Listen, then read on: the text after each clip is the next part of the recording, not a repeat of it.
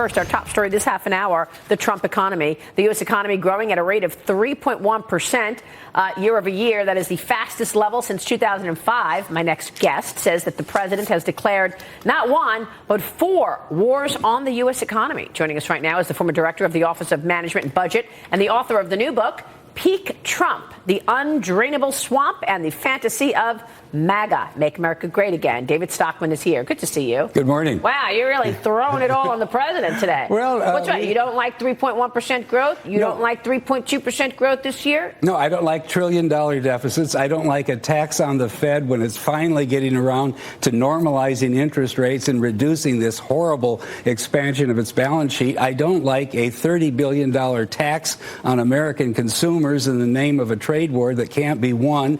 We're not going to have a deal at the end of March. We're going to have a deal to have a deal to have a deal. This is going to go on indefinitely with all kinds of milestones and enforcement and so forth.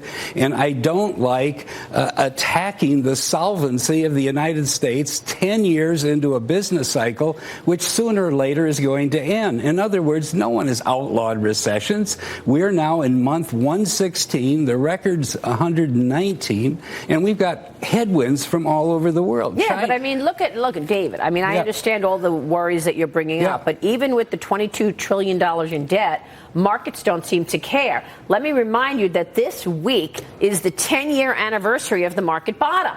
The market bottomed out in March of 2009 after the worst financial recession in a generation, and it's up 300% in that 10 years. That's what markets do. They said the same thing in March 2000. There was a bad surprise waiting in the next 2 years. Markets also anticipate what's to come. So if there was tragedy on the horizon, wouldn't markets be acting differently? In March 2000, they were saying this time is different. There's nothing but sunny skies ahead. The market, NASDAQ 100, dropped 83% in the next 2 years. In 2007, I remember it well. You remember it. Everybody talking about Goldilocks. Before we knew it, we were in the biggest crisis. They thought we were going down the black hole of the 1930s. Now, the point is we had a sugar high last year. Exports were pulled forward. There was a one-time boost to consumer spending because they got the tax rebate, but we did it all on Uncle Sam's Well, how about wages? Wages are up 3%. Well, you know, there's this argument that the economy's accelerated under Trump, and if you give me 1 second, I can prove to you it hasn't.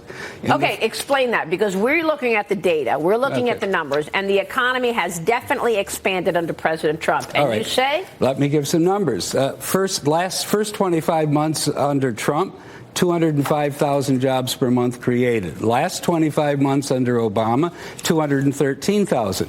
I'm not, defending Obama or criticizing Trump. I'm saying we're late in the cycle. You always get 200,000 jobs until it tips over into recession, and then we go the other way. Number 2, you want to look at real final sales, not GDP, because GDP's got big inventory swings and other aberrations. Real final sales under Trump are 2.6%. For the 8 quarters that he's had. It was 2.5% under the last 8 quarters of Obama. Real earnings up 1.8% during the first 2 years of Trump, up 2.9% under the last 2 years of Obama.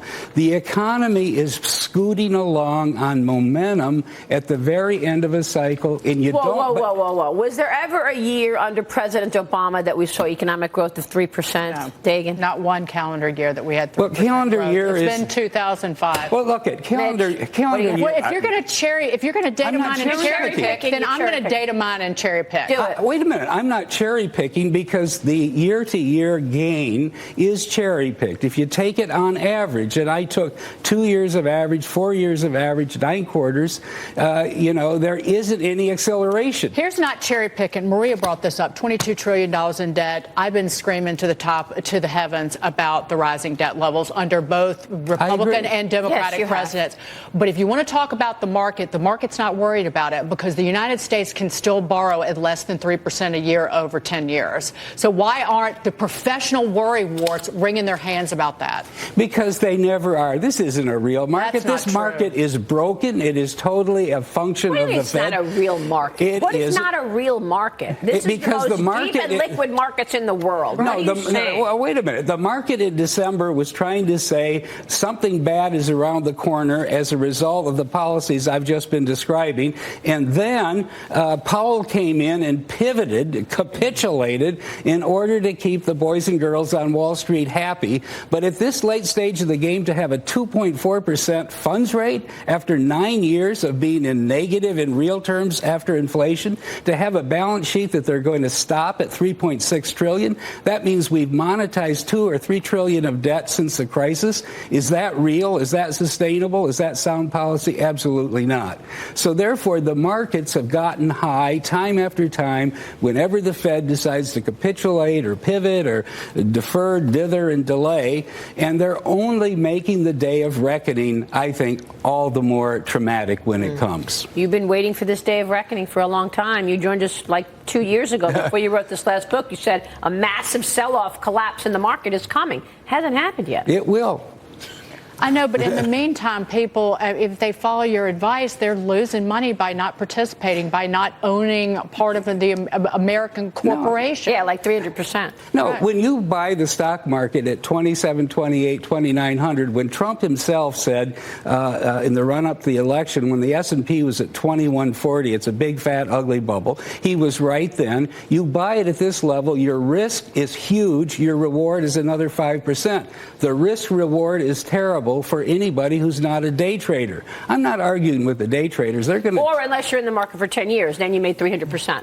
Well, it depends on when you went in. If you bought in at 09, I'm just saying. I mean, or if you're 25 and you're retiring. But do we have sustainable policy, or are we heading into a decade in which the baby boom is retired and Social Security and Medicare are going to soar, in which the military-industrial complex is out of control, the Fed is no longer monetizing the debt, and that's, Do you have any good news for us? I do not. All right. Great to see you. Have a great day. David Stockman joining us there. Coming up.